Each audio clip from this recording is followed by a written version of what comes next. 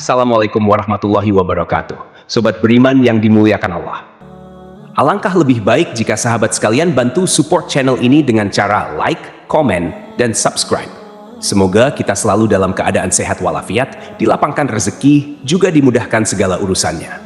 Amin ya Robbal Alamin. Al-Baqarah adalah surat kedua di dalam Al-Quran yang memiliki 286 ayat, 6.221 kata, dan 25.500 huruf, menjadikan Al-Baqarah sebagai surat terpanjang di dalam Al-Quran. Al-Baqarah sendiri memiliki arti sapi betina. Kisah ini berlatar belakang di masa dakwah Nabi Musa alaihissalam kepada kaum Bani Israel. Ketika itu ada seorang yang sangat kaya dari kaum Bani Israel. Orang ini sudah berusia tua dan tidak memiliki anak. Artinya, ketika ia meninggal dunia nanti, ahli warisnya adalah saudara-saudaranya. Tidak ada riwayat yang menyebutkan nama laki-laki tua ini. Namun, salah satu saudara sepupunya berharap untuk menjadi pewaris harta tersebut. Karena desakan hidup, ia tergoda untuk melakukan perbuatan yang tidak benar demi mendapatkan warisan. Akhirnya, ia membunuh saudara sepupunya dan membawa jasadnya ke perbatasan dua wilayah untuk mengaburkan pelakunya. Konflik pun terjadi antara kedua wilayah, karena masing-masing saling menuduh. Ketika situasi memanas dan perang hampir pecah, seorang kakek bijak menyarankan mereka untuk menemui Nabi Musa guna mencari solusi. Nabi Musa kemudian berdoa kepada Allah Subhanahu wa Ta'ala agar diberi petunjuk untuk menyelesaikan masalah ini. Allah memberikan wahyu kepada Nabi Musa agar mereka menyembelih seekor sapi betina sebagai bagian dari solusi untuk menemukan pelaku. Awalnya, kaum Bani Israel merasa bingung dan heran dengan perintah ini. Tetapi Nabi Musa menegaskan bahwa ia hanya menyampaikan perintah Allah dan tidak bermaksud main-main. Akhirnya, mereka mengikuti perintah tersebut, dan melalui mukjizat Allah, pelaku pembunuhan pun terungkap. Dari sini timbul pertanyaan, kenapa harus sapi? Bukankah bisa dengan hewan lainnya seperti kambing atau unta? Para ulama mengatakan bahwa di dalam hati orang-orang Bani Israel ketika itu masih ada kecenderungan menuhankan sapi. Sebagaimana kisah yang diceritakan, Samiri pernah membuat patung sapi untuk menggantikan Allah Subhanahu wa Ta'ala. Setelah diperintahkan untuk mencari sapi betina oleh Nabi Musa, bukannya langsung mencari. Orang-orang Bani Israel malah menanyakan, mau sapi yang seperti apa? Mau yang bagaimana? Mau warna apa?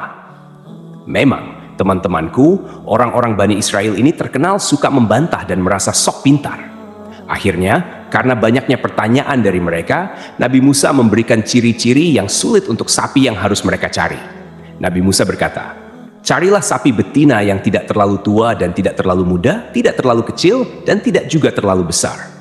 Namun, bukannya langsung mencari, mereka malah menanyakan lebih detail tentang sapi itu.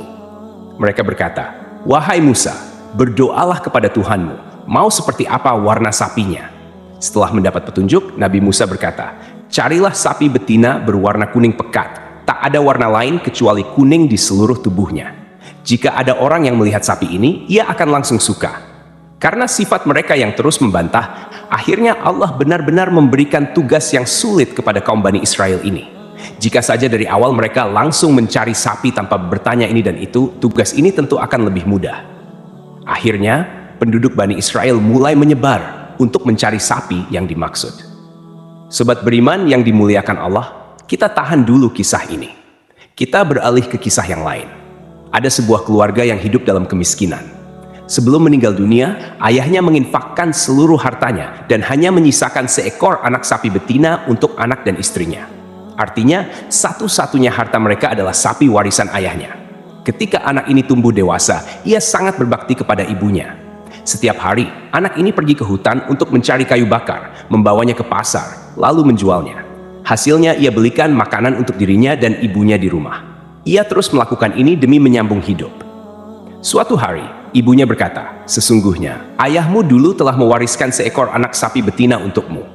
Ia meninggalkannya di dalam hutan. Pergilah, ambil hakmu atas sapi itu. Akhirnya, pemuda ini memutuskan pergi ke hutan. Di sana, ia menemukan sapi warisan ayahnya, lalu membawanya pulang ke rumah. Sesampainya di rumah, ibunya berkata, engkau adalah orang fakir dan tidak memiliki harta. Engkau kerepotan mencari kayu bakar di siang hari dan melakukan qiyamul lail di malam hari. Oleh karena itu, pergilah jual sapi ini di pasar dengan harga 3 dinar. Pemuda ini pun membawa sapi ke pasar untuk dijual. Ketika sedang menunggu pembeli, tiba-tiba datang seorang laki-laki. Di sini Allah sedang menguji hambanya yang saleh ini. Apakah ia amanah dalam menjalankan tugas dari ibunya? Allah mengutus seorang malaikat yang menyamar menjadi manusia. Laki-laki itu berkata kepada pemuda penjual sapi, "Wahai anak muda, engkau jual sapi ini berapa?" Pemuda itu menjawab, "Aku menjualnya dengan harga 3 dinar, dengan catatan ibuku meridhoinya." Lantas laki-laki itu berkata lagi, "Aku beli sapi ini dengan harga 6 dinar, tapi engkau tak perlu meminta persetujuan kepada ibumu.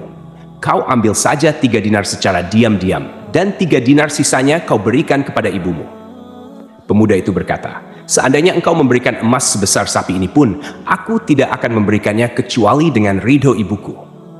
Kemudian pemuda ini pulang dan menceritakan kepada ibunya tentang harganya. Lalu sang ibu berkata, "Kembalilah ke pasar, juallah dengan harga 6 dinar berdasarkan ridho dariku." Pemuda itu pun kembali ke pasar, menemui malaikat yang menyamar sebagai pembeli tadi, dan berkata, "Ibuku menyuruhku menjual sapi ini dengan harga 6 dinar, tidak kurang dan tidak lebih." Tuan laki-laki itu berkata, "Saya akan membeli sapi ini dengan harga 12 dinar. Kau bisa ambil 6 dinar untukmu, dan 6 dinar sisanya kau berikan kepada ibumu tanpa perlu ibumu tahu harga sesungguhnya." Namun, pemuda ini tetap menolak tawaran tersebut. Ia pulang menemui ibunya dan menceritakan hal ini. Lalu ibunya berkata, "Sungguh, orang yang mendatangimu itu adalah malaikat dalam bentuk manusia yang diutus Allah Subhanahu wa Ta'ala untuk mengujimu. Jika ia datang lagi, katakan padanya, 'Apakah engkau memerintahkan kami untuk menjual sapi ini atau tidak?'" Pemuda itu pun berangkat lagi ke pasar. Ia bertemu lagi dengan malaikat yang menyamar tersebut dan menyampaikan pesan ibunya. Laki-laki itu berkata, "Jangan jual sapi ini sampai datang suatu hari nanti. Akan ada orang yang membelinya atas perintah dari Nabi Musa. Juallah sapi ini dengan harga emas seberat bobot sapi ini." Pemuda itu pun pulang dan memutuskan untuk tidak menjual sapi tersebut di pasar. Pada suatu hari, orang-orang dari Bani Israel datang hendak membeli sapi itu atas perintah Nabi Musa alaihissalam. Pemuda itu berkata, "Silakan Tuan, aku menjual sapi betina warisan ayahku ini dengan harga emas seberat bobot sapi ini." Artinya, jika bobot sapi itu 1 ton, maka harganya juga emas seberat 1 ton. Orang-orang dari kaum Bani Israel pun terkejut mendengar harga tersebut. Akhirnya, mereka patungan untuk mengumpulkan emas sebesar itu. Sapi betina tersebut pun dibeli dengan harga sesuai bobotnya.